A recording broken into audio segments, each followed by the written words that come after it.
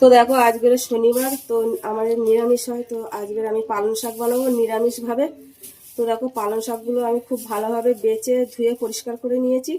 আর পালং শাকটা কি দিয়ে বানাবো তোমাদেরকে দেখাই। তো পালং শাক বানাবো পনির দিয়ে। তো আমি এখানে 300 গ্রাম পনির নিয়ে নিয়েছি। আর পনিরগুলো সব আমি এরকম ছোট ছোট পিস করে কেটে নিয়েছি। তো চলো তার আগে আমি পালং শাকটা একটু সেদ্ধ করে নেব। তো পালং শাকটা দিয়ে দেবো এবার আমি সেদ্ধ করার জন্য। দিয়ে দেবো একটু নুন, সেদ্ধ হওয়ার জন্য ঢাকা দিয়ে দেবো। তো দেখো পালং শাক কিন্তু সেদ্ধ হয়ে গেছে। আর নামিয়ে ঠান্ডা করে তারপরে আমি পেস্ট করব মিক্সারে। দিয়ে দেবো হলুদ, দিয়ে দেবো নুন, আর তেল গরম হয়ে গেছে, পনিরগুলো ভাজার জন্য দিয়ে দেবো। ওদিকে পনির ভাজা হচ্ছে আর আমি একটা মশলা বানাবো। তো তার জন্য মিক্সি বাটি নিয়ে নিয়েছি।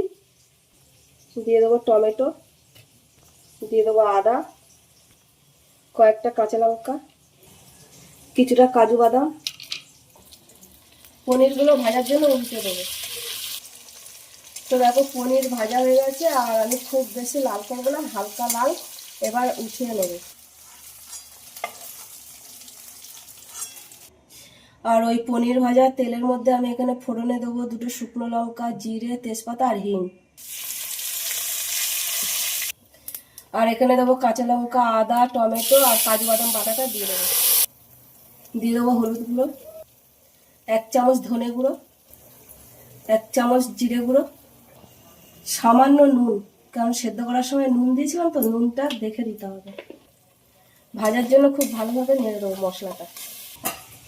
ওই মশলার বাটির মধ্যে আমি পালং শাকগুলো দিয়ে দেবো, কিছুটা ধনে পাতা দিয়ে দেবো। তো দেখো মশলাটা আমি আবারও খুব ভালোভাবে ভাজার জন্য নেড়ে দেবো।